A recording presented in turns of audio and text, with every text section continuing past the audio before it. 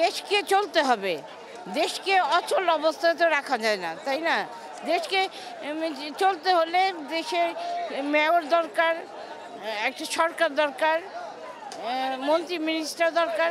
যেহেতু আমাদের মেয়রকে আটকে রাখছে, যেহেতু গ্যাজেট পাস হওয়ার পরেও আমাদের শপথ গ্রহণ দিতেছে না, তো আমরা নাগরিক, সাধারণ নাগরিক একটা সার্টিফিকেট পাচ্ছে না, হয়তো পাচ্ছে ম্যাজিস্ট্রেটের কাছ থেকে। তো এই যে এই সমস্যাটার জন্য অবশ্যই ইঞ্জিনিয়ার ইশরাক হোসেনকে তার শপথ গ্রহণ করে তার সিট তাকে বুঝিয়ে দেওয়া উচিত।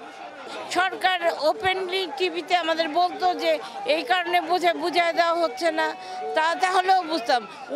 সরকারও তো আমাদের কোনো দিক নির্দেশনা দিচ্ছে না। আমরাও তো সরকারের দিক নির্দেশনা চাচ্ছি, কিন্তু কোনো দিক নির্দেশনা দিচ্ছে না। এর মানেটা তো আমরাও বুঝতেছি না। এই জন্য আমরা মাঠে নামছি, আমরা আন্দোলন করতেছি, আমরা জানতে চাচ্ছি কেন। ইশরাক হোসেনের বক্তব্য অবশ্যই উনি দল যা বলবে তাই করবেন, দলীয় সিদ্ধান্তই ওনার সিদ্ধান্ত। ওনাকে যদি শপথ গ্রহণ করতে বলে করবেন, উনি যদি না করবেন, এটা আমাদের একদম দলীয় সম্পর্ক, দলীয় ব্যাপার এটা।